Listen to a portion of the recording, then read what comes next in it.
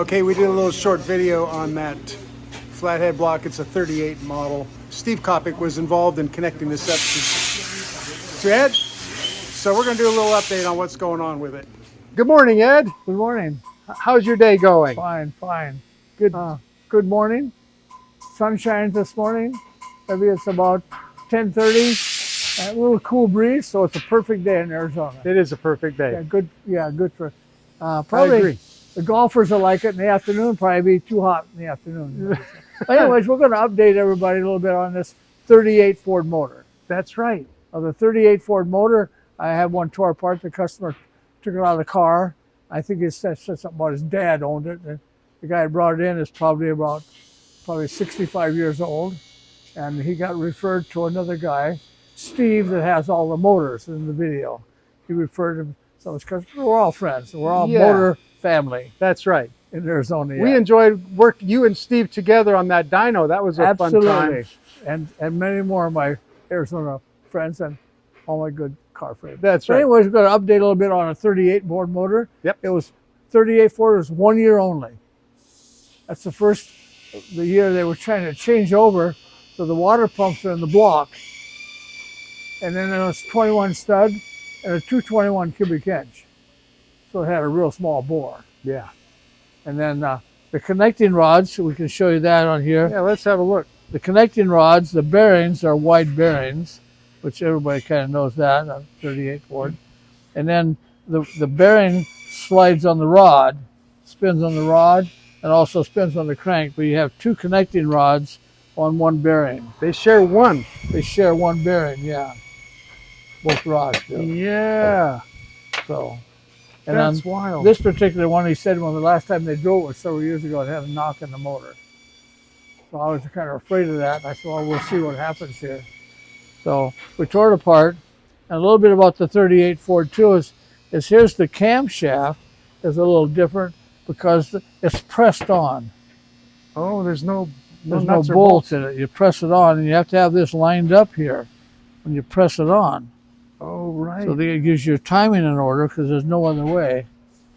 Be careful when you press this gear on. So the later ones had 3 bolts in them. All the rest of them, you take and change the cam gear, stuff like that on it. So, and this is a real small bore. So this particular motor had a rod bearing went bad on it. So basically, this is all tore up. Oh, exactly how I took it apart. So this number 2 bearing rod spun in the rod, spun in here. So now this is bigger. Oh, it wore it down. Wore it down like you'd normally wear a crankshaft down and have to regrind it to 10 under. So now this is wore down. This particular bearing is rod's about 2 thousandths under, or 2 thousandths oversized, wore out. Okay. So we can grind the caps on these and lower the cap down and redo it. So we're okay on these 2 thousandths. Okay. A customer brought me one the other day, all apart, and he just wanted me to check the things.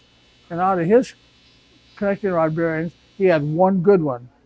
And the rest of them were so spun that we can't recondition them. Oh, wow. So he needs to find 7 more connecting rods to put his motor together. Then on the 221, the bore was so small that we can't put 239 connecting rods, won't go in the bore. Really? Okay. Yeah. So this crankshaft is 2 inch, just like a 283 Chevy. No kidding. Yeah, same size, 2 inch. So, and these bearings here will be over 2 inches, but it has a 2 inch throw in the crank. And I think this crank was wore down normally a couple thousandths, so we're gonna have to turn the crank. Okay. So I'll have to buy standard bearings here, standard in here, and then 10 under on the crank when we get done turning it. So can you even find, how hard it is to find those bearings? The bearings are kind of hard to find. Yeah. Yeah.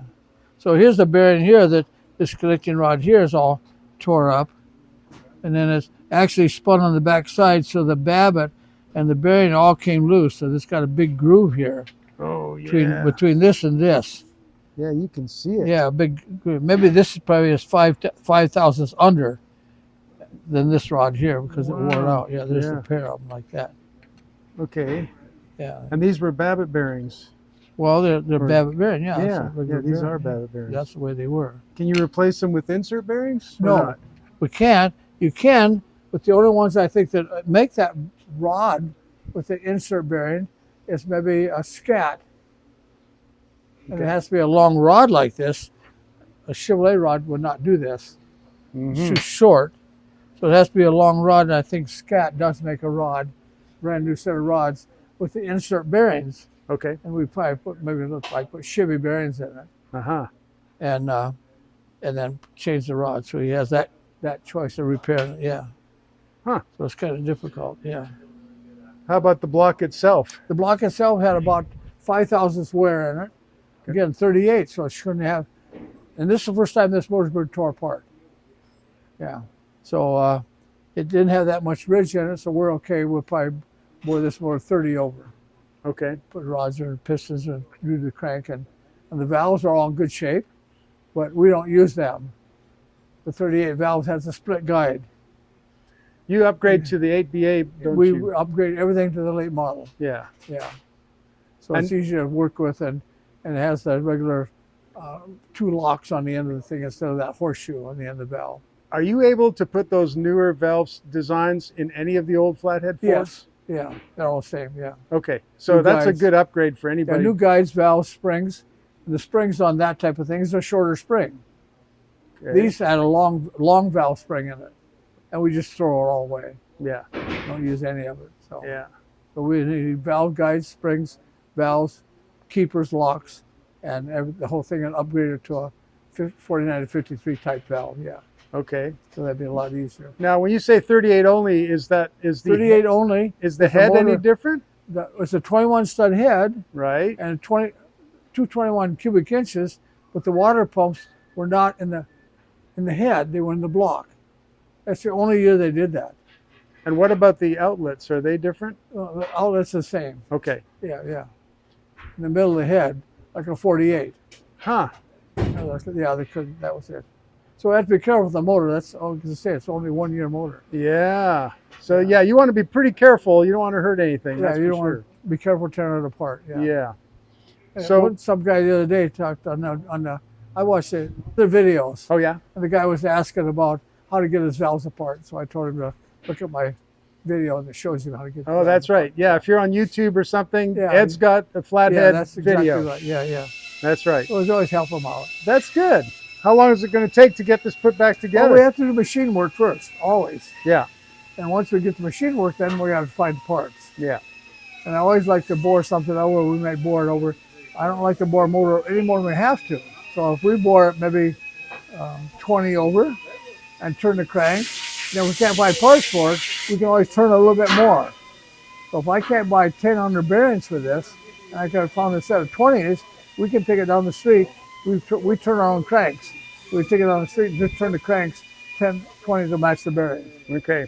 But the first time we have to machine it to find out where we're at in the first place, some kind of a guidelines Yeah. to find the parts. This is why you do the machining first. You don't get parts first because the parts might change depending on how. Absolutely.